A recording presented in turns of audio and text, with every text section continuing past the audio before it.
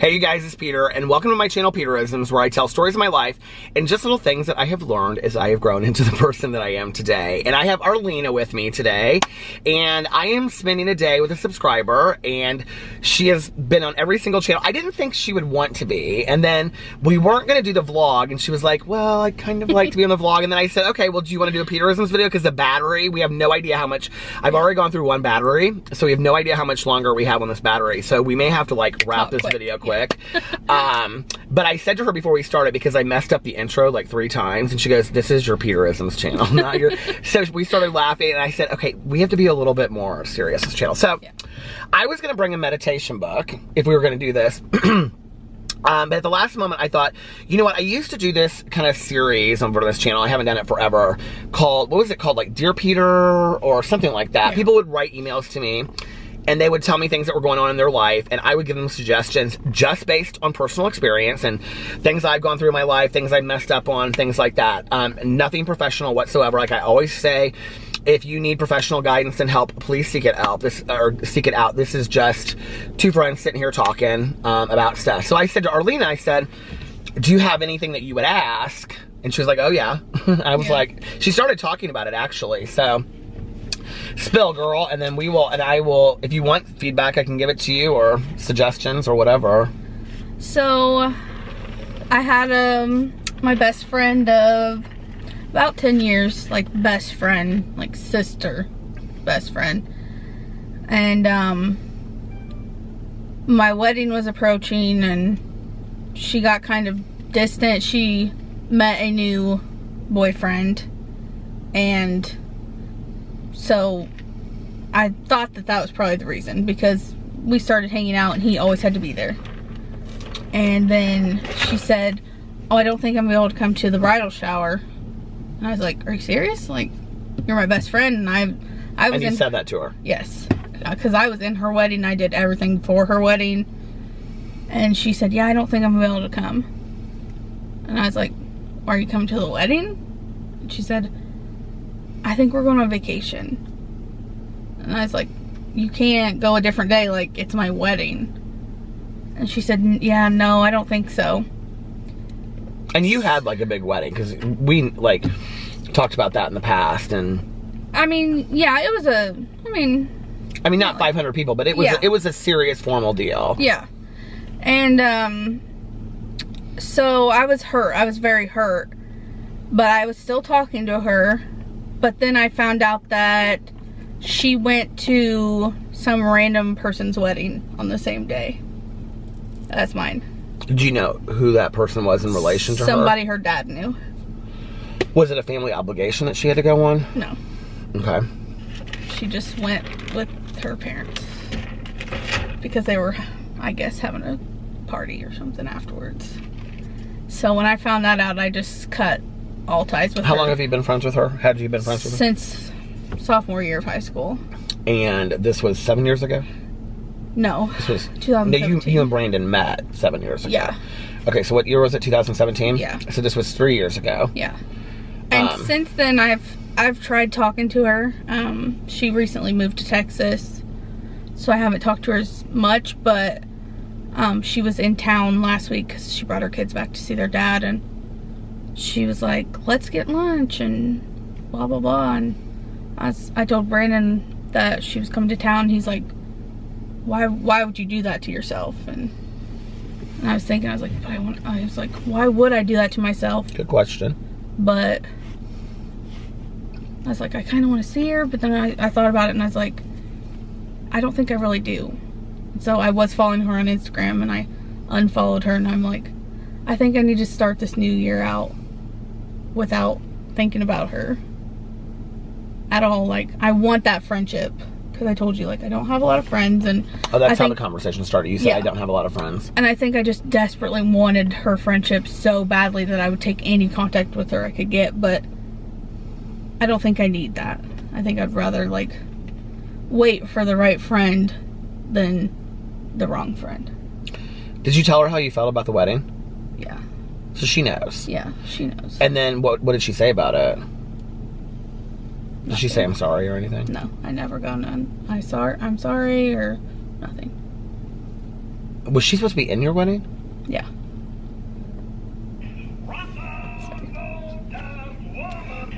That's Arlena's ringtone. Thought I turned it up. Me is Arlena's ringtone. Sorry. Okay, so what advice could I give you? Like, what are you wanting advice about on this? I mean, do you think it's like, am I doing the right thing by just letting that go? Like leaving it? This is very much like a Tanya, Jean, and Peter conversation late at night drinking it. I mean, it really is. We got our fountain pops. Yeah. This is the kind of stuff Tanya and I talk about. You know, just based on personal experience of what I've gone through. I mean, I've learned some things. First of all, in closing it off for me, for closing off a friendship, I learned this like 25 years ago, honestly, on an episode of Oprah, that I think that there are times in life that to say goodbye to a friendship or a relationship is important. It's to say, I'm not getting anything out of this. This is not a positive relationship for my life. I'm not receiving anything. What I'm putting out, I'm not getting anything back on. Yeah. And it's not saying that a relationship should be tit for tat. Yeah. It's saying I'm putting in 80 and I'm getting back 10%, right? And I actually had a friend of mine that said this to me not too long ago, and I think this is kind of like this is a good analogy. Like, if you were taking a bunch of money and investing it in a stock that wasn't paying you back, at what point would you take the money out and stop investing it, right? So friendships and relationships are very similar to that. If I keep on looking at the cameras because I want to make sure that the battery's not blinking. But it's very similar to that. So that would be the first question I would say to ask yourself. I'm not going to tell you what I think you should do. Yeah. I mean, that's a choice you have to make. For me, I'm usually like, I'm like the person that like hangs on to the very bitter end. Yeah. Because I really, really want people to like change, and I want people to give me the ability to change. And I'm always like, you know, I'm the one that like looks at like high school friendships that I had when we were like sophomores, and I think we're gonna be like that till we're 50. And people, what I realize is that other people don't necessarily feel that way. Yeah. You're telling me that you've been completely honest with you about her feelings, and she's kind of just like, well, okay, blow it out your ass. Yeah. If somebody said that to me, I think, have you said that hurts my feelings that you feel that way? Yeah. You said that. Why did you unfollow her on Instagram? To send a message, or because you didn't want to see it anymore? I think it's just easier for me to not see her and see what she's doing. And do you feel like you need to let her know how you feel about things, or that you just need to move on? I think I am at the point where, like, she's thousands of miles away, or whatever, hundreds of miles away, and I think I'm at that point where it's time to just move on. And it was nice, like, the memories we had were nice, and that is the point. Yeah. That's what I really try to do, is to hold on to the really good positive memories and say, you know what, this has changed. It's maybe not about her. I mean, she did something that was hurtful. Yeah. But like, let's acknowledge that. You need to acknowledge that, first of all, I'm sorry that happened. You don't deserve that. Yeah. But just because she did that doesn't mean that you can't look back on the relationship and think about the good times. You know what I mean? But I mean, do you really want to hold on to that relationship? She's in Texas. Yeah. I mean, she can come to town and she can be like, hey, I'd like to get together for lunch. You can just be like, sorry, I'm busy. Yeah. And if she wants to ask what that's about, you can say, you really hurt my feelings. And I'm kind of done at this point, you know? Yeah. I didn't get where I got at this point in my life, and I don't mean this to sound like counter peaceful and serene, but I think this goes along with being serene as well. And sometimes people think this is like, I don't know, like rude or whatever, but like, I didn't get this far in my life to be somebody else's doormat. Right. So if you're going to treat me like a doormat, like, you need to walk over somebody else, because I've allowed that by people. And I do believe, like Dr. Phil says, you know, like, you teach people how to treat you. I do believe that. Like, I believe that we teach people how to treat us. Yeah. So if I feel like I've been a doormat to somebody and that somebody is treating me like that, I've allowed them to some extent to do that to me. Right. You know, in extreme abusive situations, like, that's a totally different situation. Seek professional help. Yeah. But in a friendship like that, I've allowed that. Where people have just, like, you know, crapped all over me, and I can take it. And then I'm like, what did I do wrong? What did I do wrong? Well, you allowed it to continue. Yeah. I've done that to myself. It's a hard place to be in. I think the other thing is, too, the second part of that is, I don't have very many friends, you said. And I think that's the thing for me, is, like, I don't have a lot of friends. So when the few that I do have, or I did have, when they treated me that way, I allowed it because it was more important for me to have one or two people Right. than nobody at all. And I didn't want to be completely lonely. Yeah.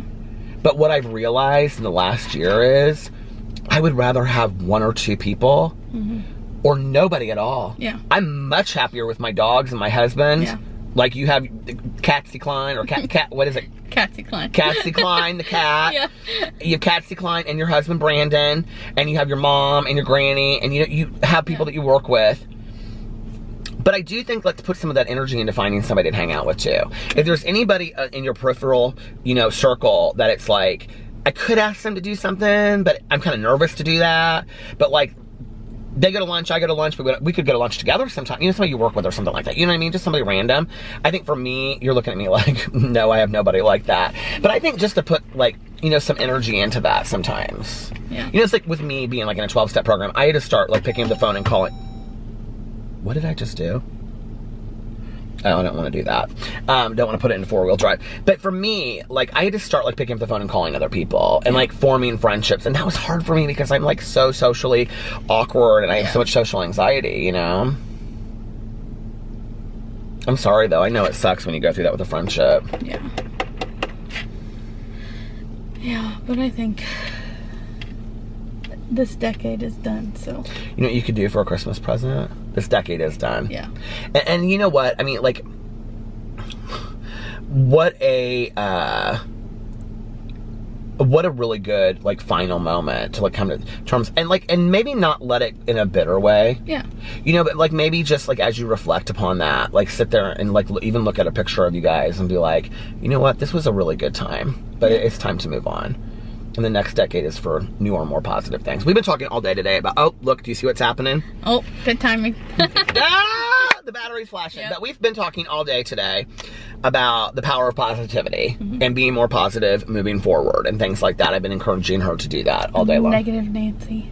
No, I didn't say that. I am. But I didn't say that. No, you didn't. You aren't a negative Nancy. Today you've been hilarious and so much fun, and I'm so happy that you came out of your shell and stuff like that because I think, it's good for all of us. And you definitely made me more comfortable, and I had a blast today. But like you said, when I was talking about positivity, you said, I think we could all be more positive, and I think so too. And I think it's looking at every situation in our life and going, like, you just did this. See, like, this is powerful. When you look at this situation and say, but I'd rather look at the good times. Yeah. I think it's, for me, and that's so hard because I look at the glass as half empty, I think it's looking at every situation and trying to flip it to the positive. Yeah. In any situation that we're going through, any hardship, and going, it okay. can be hard, but. Oh, yeah. Well, thank you for being on here. I loved it. Okay. Well, I loved it too. And we're going to have to do this again sometime. Yeah. So anyway, I love you guys, and I will see you tomorrow. Bye.